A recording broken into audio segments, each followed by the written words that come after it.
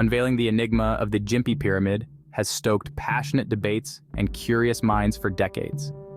Nestled in the heart of Queensland, Australia, this supposed ancient structure presents an oddity ripe for analysis. Historians buzz around its origin like bees to honey, particularly fixated on the contentious assertion that it's a relic of 19th century European agricultural practices, a claim as bold as it is disputed. At the crux of this quandary lies a baffling mix of sparse records, unorthodox construction methodologies, and the shadowy cultural footprint of European settlers, making it a perfect storm for controversy and academic inquiry. The Gympie Pyramid, often shrouded in mystery and folklore, stands as a testament to historical ambiguity. This structure, or what remains of it, is described not as a pyramid in the pharaonic sense, but more as a terraced hill, covered with a peculiar arrangement of stone formations.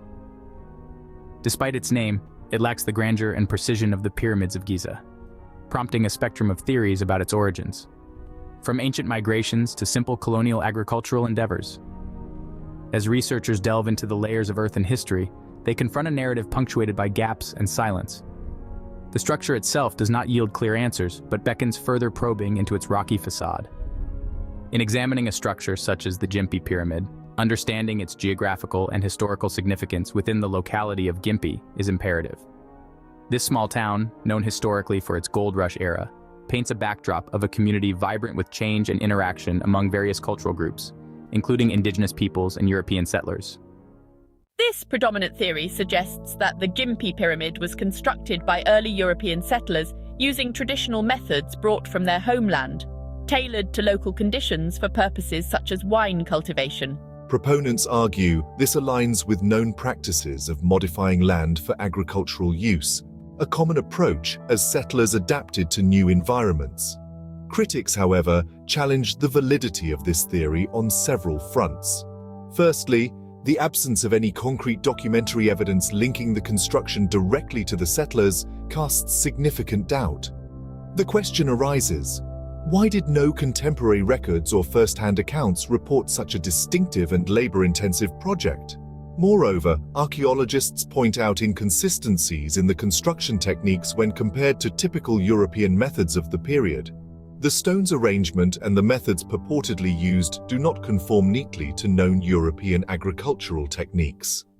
Such discordance suggests either a gross misunderstanding or misapplication of traditional methods, or it points to a different origin story altogether. Archaeologically, the Gympie Pyramid offers scant evidence that conclusively supports the theory of European construction. The materials used, local stones, are the only clear link to the region, but how they were used raises more questions than it answers. The layout and engineering of the structures do not mirror the architectural principles or styles typical of 19th century European constructions found elsewhere in Australia. The usage of stones in such an unconventional manner has some archaeologists scratching their heads. Could this really be the work of settlers unfamiliar with the land? Or is it a remnant of a misunderstood piece of indigenous or even older civilization's work? Furthermore, the documentary vacuum surrounding the structure's construction period is highly unusual. Historical accounts from the time are abundant with details of daily life and significant events. Yet, the pyramid, monumental as it is, receives no mention. This glaring omission raises the specter of revisionism or folklore supplanting historical accuracy. Understanding the settlers' cultural and historical context is crucial in assessing the likelihood of such a project. The late 19th century was a period of immense activity and change in Australia, marked by the gold rush and subsequent influx of European settlers. These settlers brought with them their farming techniques, construction knowledge, and cultural norms. Yet it seems improbable that such a labor-intensive and resource-heavy project like the construction of the pyramid, deviating significantly from their pressing survival and economic endeavors, would go undocumented.